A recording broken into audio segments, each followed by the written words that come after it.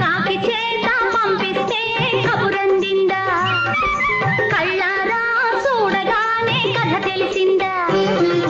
కాకి చేత పంపిస్తే కబురందిందా, కళ్ళారా చూడగానే కథ తెలిసిందా. ఊరుతున్న ఊసుపోని బూవెళ్ళు, పోపలేని పిల్లకయ్యో వెళ్ళు. ఊరుతున్న ఊసుపోని బూవెళ్ళు, పోపలేని పిల్లకయ్యో వెళ్ళు. పాలు లేదు చూలు లేదు కొడుకు పేరు సోమలింగం.